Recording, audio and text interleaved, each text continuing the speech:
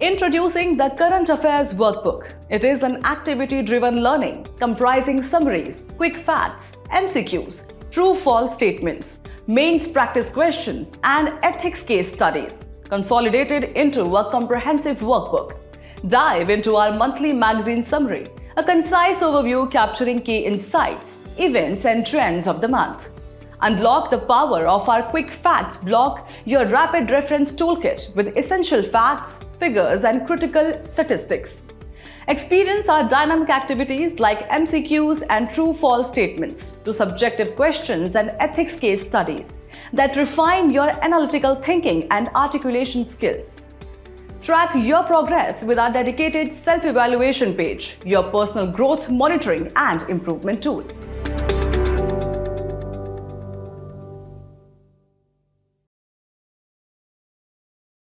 Hello and welcome to this edition of News Today. Without delay, let's have a look at the headlines first. Coal 2024 Analysis and Forecast to 2027 report published by International Energy Agency.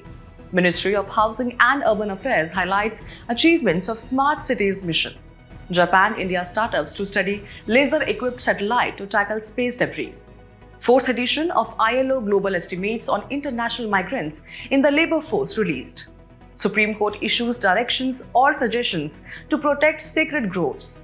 India conducts first ever Ganges River dolphin tagging in Assam. In our first news, let's take a closer look at the latest findings from the International Energy Agency's report, Coal 2024 Analysis and Forecast to 2027.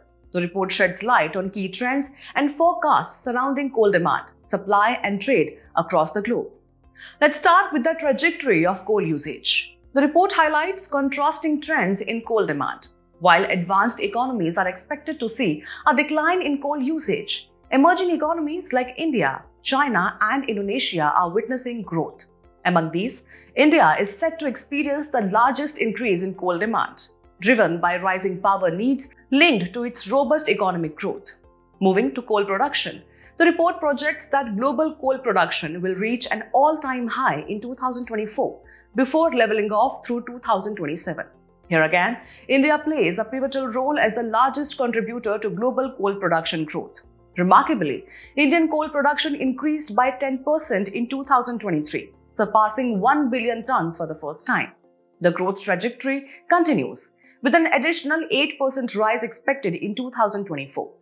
Now, why does coal continue to play such a dominant role in the energy landscape?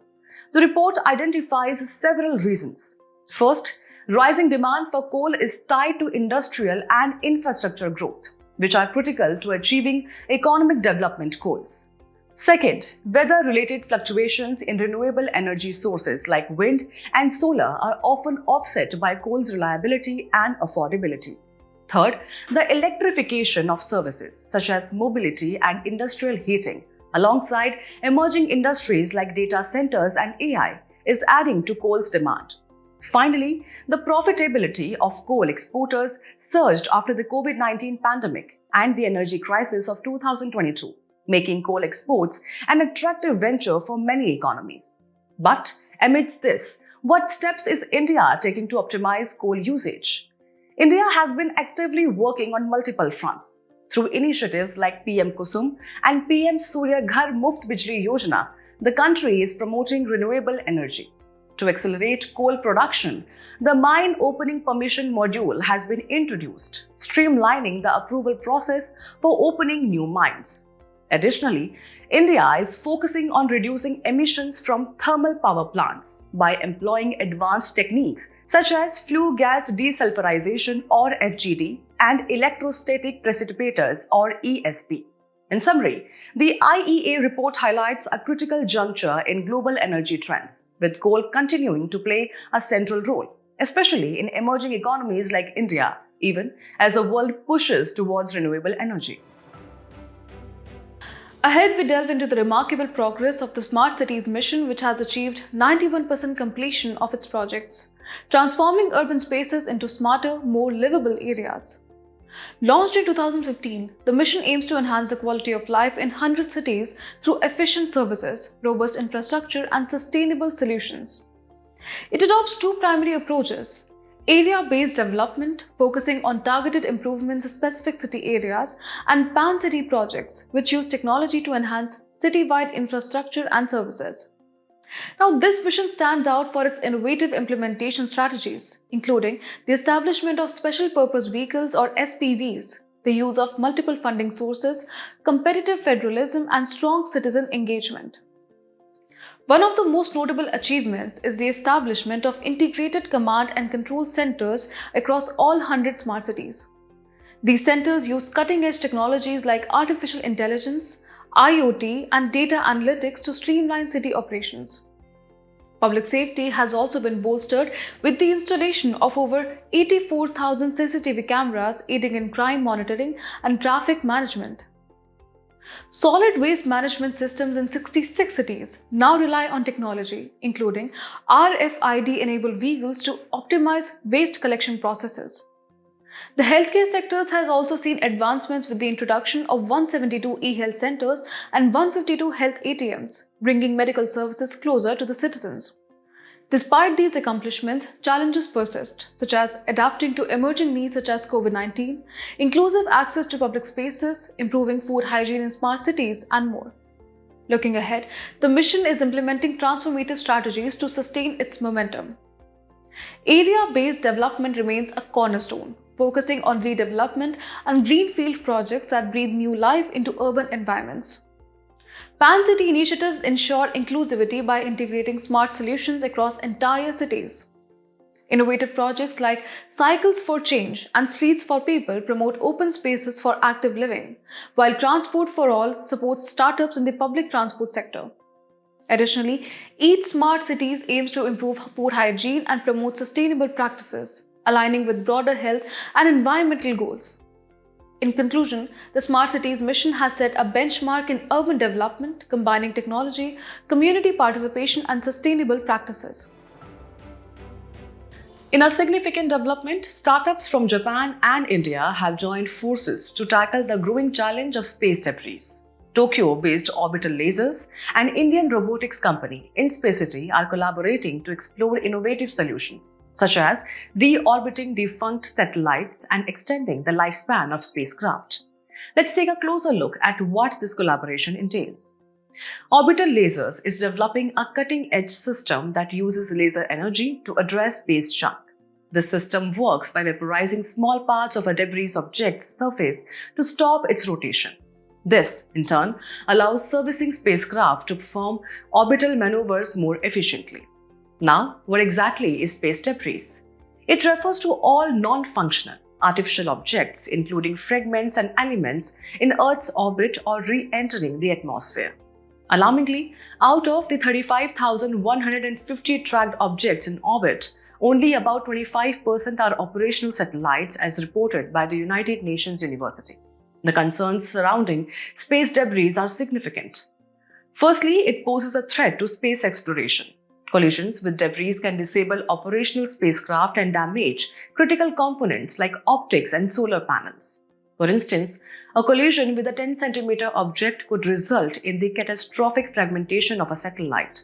Additionally, there's the looming risk of Kessler syndrome, where uncontrolled growth of debris can trigger cascading collisions, leading to a chain of reactions.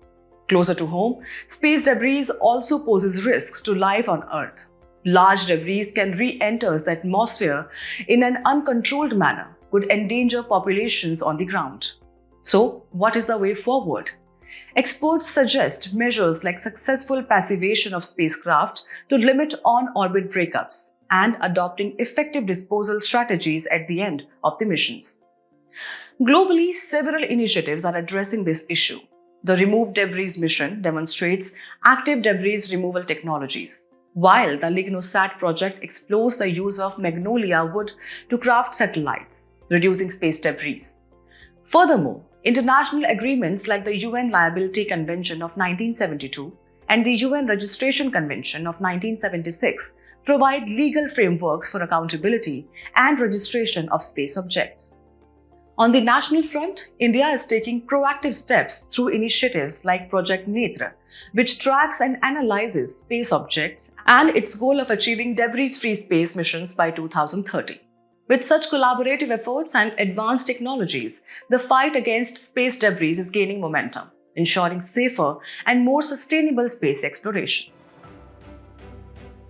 A new report from the International Labour Organization, the fourth edition of Global Estimates on International Migrants in the Labour Force, has been released, offering critical insights into global migration trends. First, let's take a look at the key findings. The report reveals that the number of international migrants has reached 284.5 million, with 255.7 million belonging to global working age population defined as those aged 15 and over. Among them, women constitute 38.7%, while men account for 61.3%. Interestingly, international migrants made up 4.7% of the global labor force in 2022, but their unemployment rate was found to be higher than that of non-migrants. So who are these international migrants? They are defined as persons who are part of the resident population of a country other than their country of birth, basically foreign-born residents.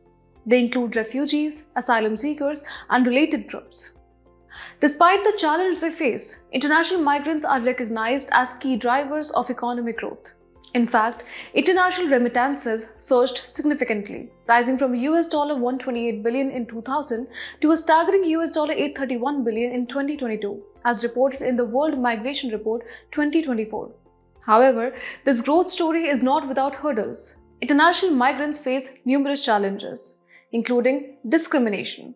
Migrants earn 25% less than local workers. Next, rising conflicts also poses challenges such as the Ukraine-Russia war and the Middle East crisis. There is also limited access to healthcare and social protection. During the COVID-19 pandemic, many migrants reported being excluded from basic medical assistance and income security in their host countries. Other issues like xenophobia further compound their struggles. What is being done to support international migrants? Several initiatives aim to address these challenges. The International Organization for Migration, established in 1951, serves as the leading intergovernmental organization in the field of migration. The International Labour Organization advocates for the right of migrant workers and promotes fair labour practices. Ahead, the International Convention on the Protection of the Rights of All Migrant Workers and Members of Their Families 1990, adopted by the United Nations General Assembly, establishes a framework for safeguarding migrant rights. And lastly, the Global Compact for Safe, Orderly and Regular Migration 2018 stands as the first intergovernmental agreement addressing all dimensions of international migration. Moving ahead, the Supreme Court has issued crucial directions to protect sacred groves, addressing an application concerning the identification of such groves like Orans in Rajasthan. These directions align with the T.N. Godavarman judgment of 1996, marking a significant step toward conserving India's ecological and cultural heritage. Let's begin with the key directives and suggestions made by the Apex Court. Firstly, the court emphasized granting protection to sacred groves under the Wildlife Protection Act of 1972, particularly through Section 36 Clause C, which allows declaration of community reserves. This legal backing aims to ensure the safeguarding of these ecologically sensitive areas. Additionally, the Supreme Court highlighted the need for proactive government measures, recommending the replication of models like Piplanthri village across the country. For context, Piplanthri, a small village in Rajasthan's Rajsamand district, has pioneered a unique community-driven conservation initiative. Here, villagers plant 111 trees for every girl child born, setting an inspiring example of environmental stewardship. To strengthen this initiative, the Ministry of Environment, Forest and Climate Change, or MoE-FCC, has been tasked with creating a comprehensive policy for the governance and management of sacred groves. This policy will also include a nationwide survey to identify and document these culturally significant sites. Further, the court advised the Rajasthan government to identify and empower traditional communities as custodians of sacred groves under the Scheduled Tribes and Other Traditional Forest Dwellers Recognition of Forest Rights Act 2006.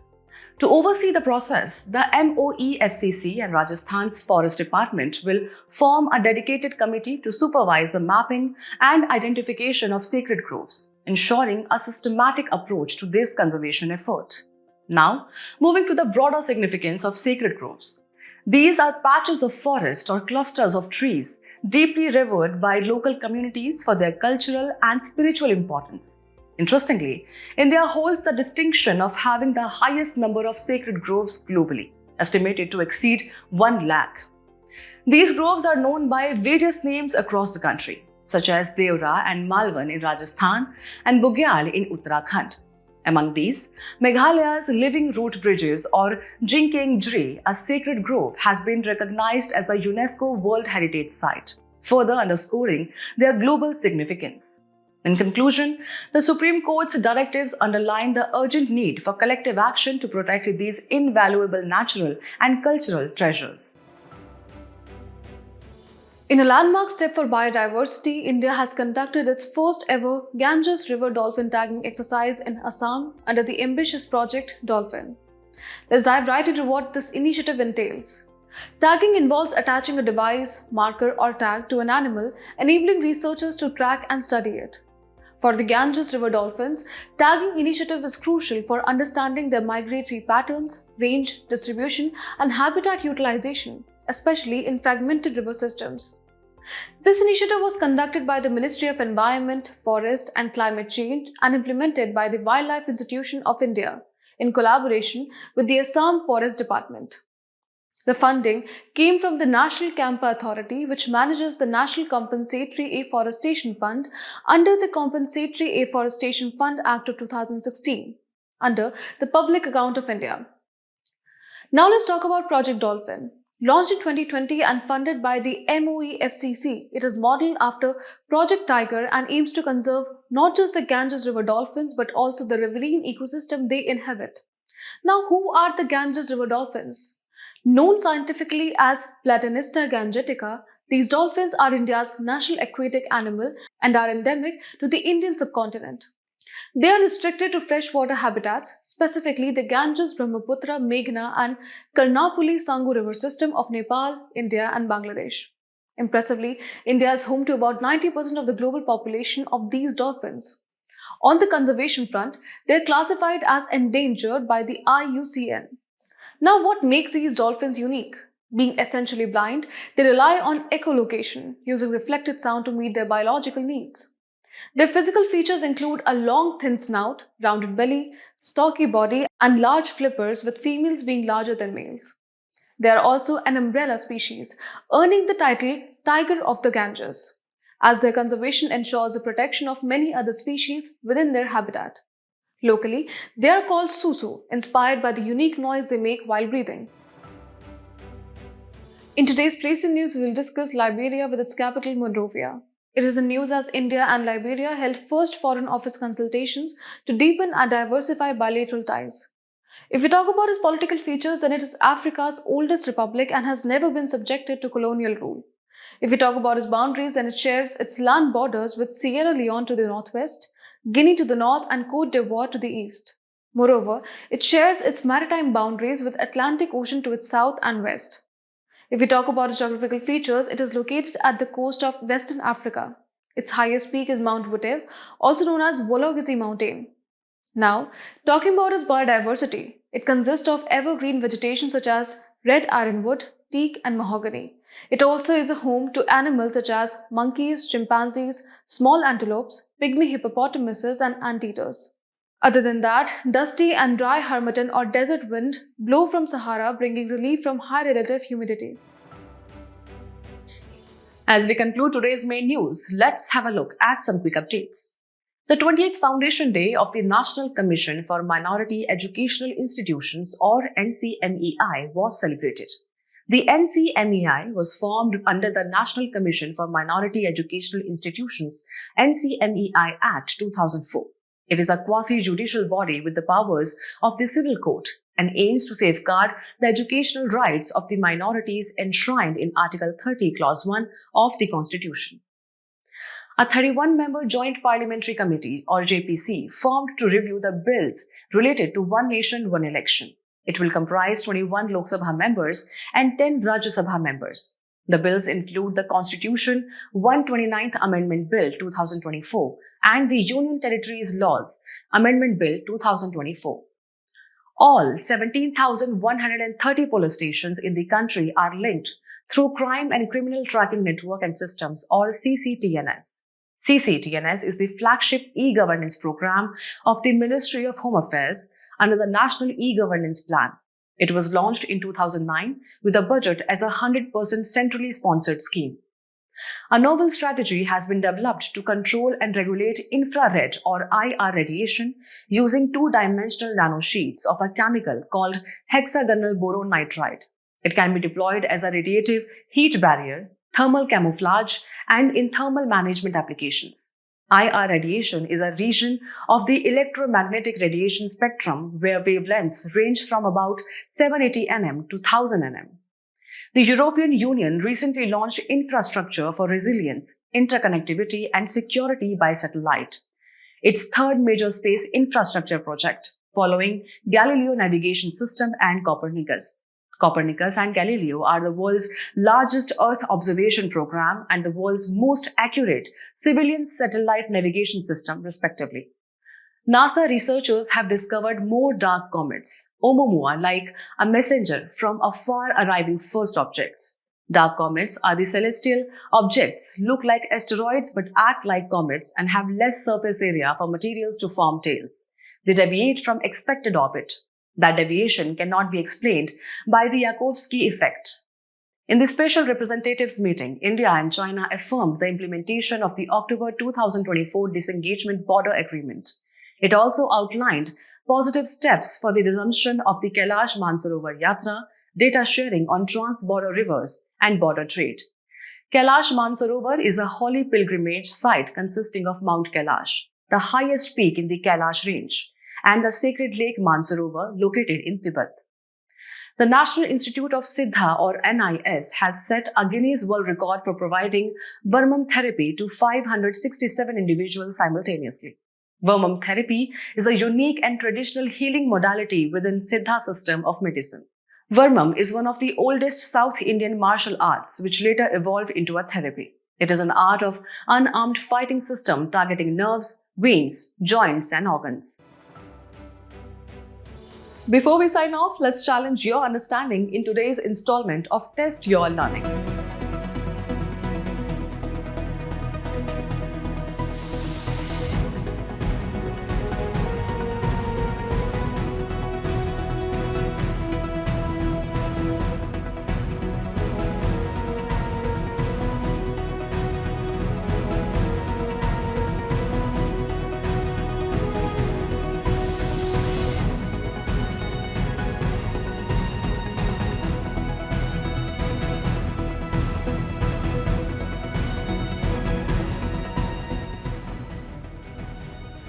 Thank you for joining us. We hope you found this episode of News Today engaging. For the solutions to the quiz and to access the PDF version of News Today, remember to visit the provided links in the description below.